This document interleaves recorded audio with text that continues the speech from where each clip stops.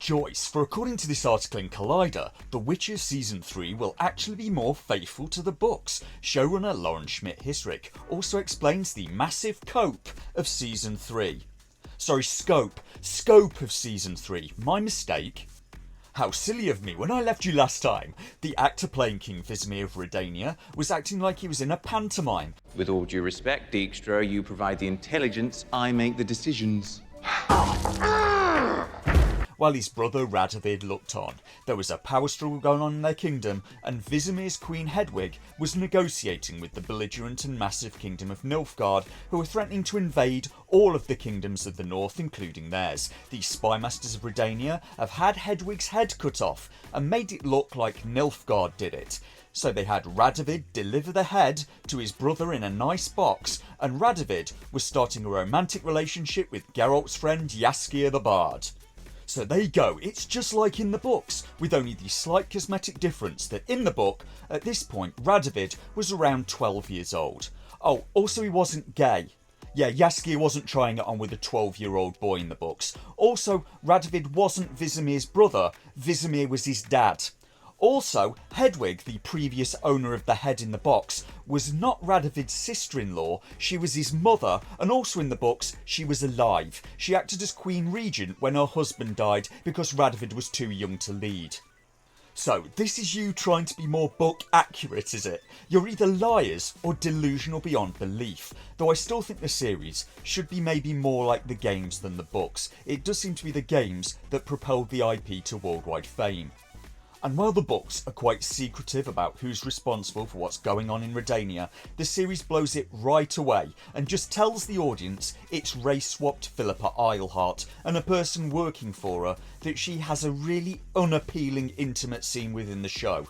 I don't know if this is a lesbian scene because I've genuinely no idea what this person's pronouns could be. And I'm not going to guess. They could identify as a man, they could identify as a woman, they could be a they them, but from appearances it looks a lot to me like it's Mackenzie Crook from the Pirates of the Caribbean films with a dye job and a bowl cut.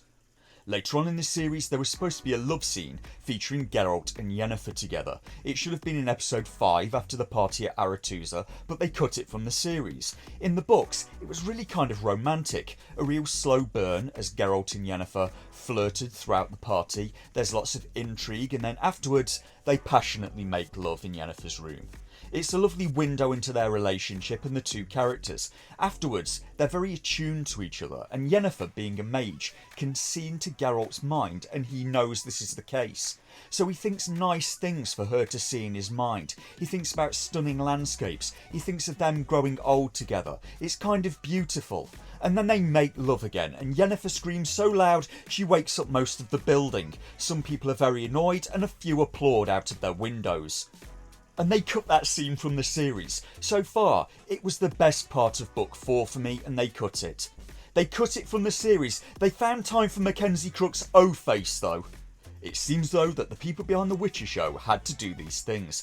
They had to simplify the story and remove nuance and complexity because they seem to be of the view that American audiences can't handle those things. And how patronising is that? Even if you believed that, and you would be stupid to, why would you say that in public and risk alienating your audience? Why would the country that someone is born in affect their intelligence? American audiences handled watching The Wire just fine, and if they can do that they can manage The Witcher. So they removed the nuance and complexity from their show, from a story that was loved primarily for its nuance and complexity.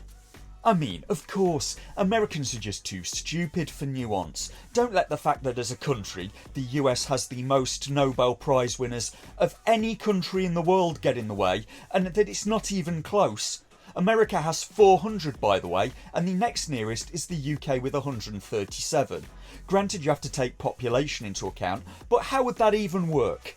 If I became a US citizen, would my IQ drop? At what point during the naturalisation process would I find myself getting an unstoppable urge to lick paste off of a window? If someone is not understanding what you're saying, it could be a problem with the listener, granted, or it could be a problem with the speaker. But if you're stood in front of 100 people and nobody understands you, you're probably not communicating well. Like, for instance, in your show, using jargon repeatedly, like calling the elves the Scoia'tael and never really explaining what the term means. Of course people are going to be confused. The casting on the show is frankly so random. It's like they hung pictures of actors on a wall, then blindfolded Lauren Hissrich, spun her around and got her to throw darts. Sabrina, who in the books has dark hair, is now blonde. Kira Metz, who was a petite blonde woman in the books, is now a plus-sized woman of a different ethnicity. Marguerite, who in the books was a tall, statuesque blonde lady, is now also a plus-sized woman of a different ethnicity. And if that woman is statuesque, it's going to require a hell of a lot of marble. They've also changed the ethnicity of Yennefer, Vilgefortz, Philippa Eilhart, Fringilla, Triss, Istred, and Fiona seems to be being played by a half Jamaican actress in whiteface. Suffice to say, I'm not a fan of the idea of colourblind casting, because it's a really silly idea and I'll explain why. As an extreme example, it would be like casting The Cosby Show. Have everything the same, except instead of Lisa Bonet playing Denise Huxtable, you have Tamlin Tomita, and then watch the audience say, "What? How does that work? Is she supposed to be adopted or something?" She's not. She's supposed to be Felicia Rashad and Bill Cosby's daughter.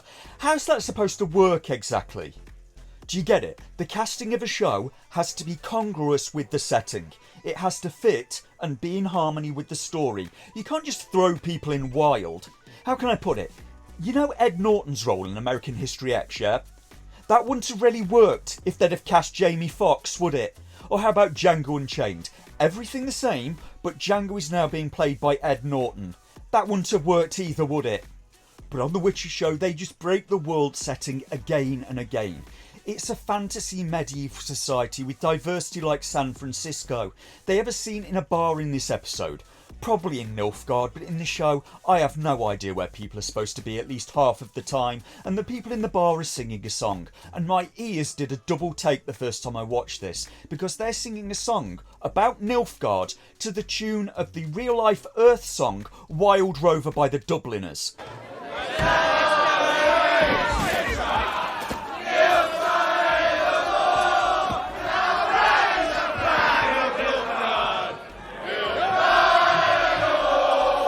I've got nothing. Maybe during the conjunction of the spheres, Jamaican barmaids and the Dubliners fell through. Even the people who made the show don't seem to care about it, so why should I? The whole side quest with Geralt taking the Ciri clone to the healer and a werewolf boyfriend was a gargantuan waste of time. The whole thing could have been cut and the story would not have been affected at all. Yennefer is then silly enough to send Ciri off with some money to go and see the city. So Ciri goes and causes trouble again and a wyvern gets loose in the city. Ciri gets caught by the sorceresses.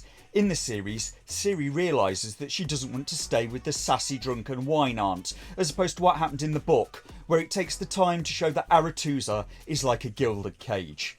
And the people who go there to learn end up empty and dead inside, and Ciri realises that she'd rather be free. She wants to be like Geralt. So Ciri runs away on horseback, and the effect does not look good at all.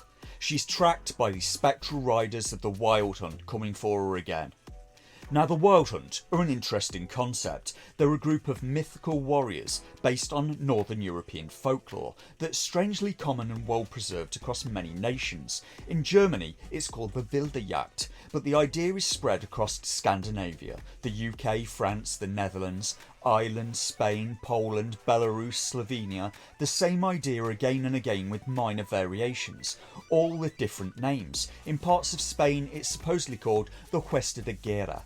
The idea is spectral hunters coming in the night with giant black hunting dogs to drag people to hell. And who is leading the hunt in the myth changes from region to region. Usually it's some figure associated with the underworld. And the Wild Hunt has lost all menace for me in this show after watching Witcher Blood Origin. It's hard to see Eredin as threatening after I've seen him get tricked and seduced by an elven merchant called Brian. He wants to conquer, but he wants to conquer in the name of, I think what he believes anyway, is the best for his people. So I think the way that we can finally relate to Eredin is when we see that he's totally in love with Brienne, and I think anyone who's been in love before knows the lengths that they'll go to. When I was a lass, my playmate had a little born with no ears, just some little lumps of flesh like cauliflower, deaf as a post. I'd give anything to switch places with him right now. Person's got to have a lot of backbone to allow herself to be ordered around like that. You've got spunk and balls. And I like that in a woman.